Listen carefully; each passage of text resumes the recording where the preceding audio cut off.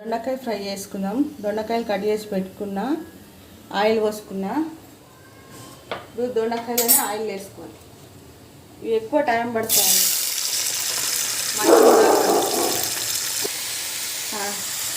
Oil వేసుకొని కలిపి మూత పెట్టుకోవాలి. ఇక ఇవి మొత్తం గోల్డ్ కలర్ వచ్చిన దాకా అట్లనే సిమ్లో పెట్టేసి కలుపుకుంటూ ఉండాలండి. కొంచెం గోల్డ్ కలర్ అవుతుంది, కొంచెం ఉప్పు వేసుకున్నాం, మగ్గించుకోవాలి. కొంచెం మళ్ళీ తర్వాత వేసుకున్నాం. టైం పడుతుందండి ఇది ఇదంతా మగ్గేటలక టైం బాగా పడుతుంది. సిమ్లో పెట్టుకున్నాం, గోల్డ్ కలర్ రావాలి మొత్తం.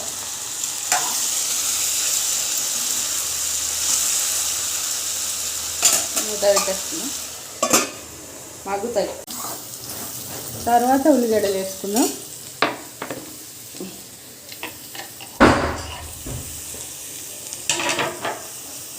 ఇవి అవి మళ్ళీ ఇంకా కొంచెం ఇంకా మగ్గాలి గోల్డ్ కలర్ దాకా.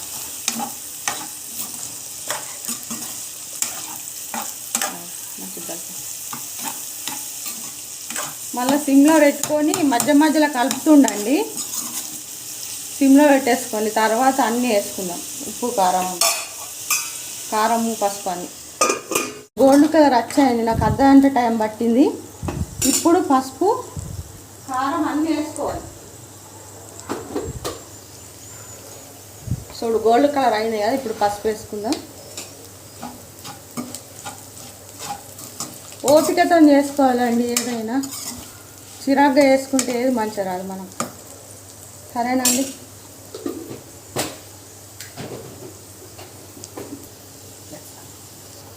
పసుపు అయినాక కారం పొడి 1 చెంచా,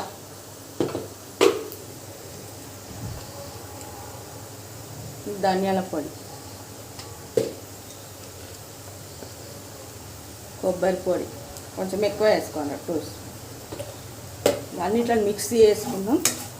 ఉప్పు టేస్ట్ చూసుకుందాం మనం. ఇది కూడా ఒక 10 నిమిషాలు చిన్న మంట మీద సిమ్లో పెట్టి ఉంచుకోవాలి. ఉప్పు టేస్ట్ చేసుకుందాం. తక్కువ పడితే వేసుకుందాం. ఉప్పు లేదు. అప్పుడు కొంచెం ముక్కలు వేసినాం కదా, దీంట్లో లేదు. ఇప్పుడు వేసుకుందాం. కొంచెం సరిపోతుంది.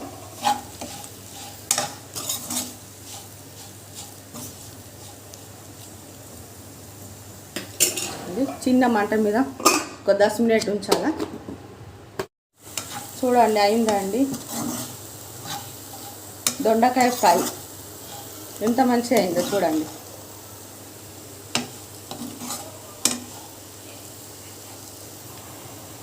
మేము ఇట్లనే చేసుకుంటామండి దొండకాయ ఫ్రై. ఇది నా స్టైల్, మీ లావణ్యక్క స్టైల్. ఓకేనండి ఫ్రెండ్స్, బాయ్. చేసుకోండి.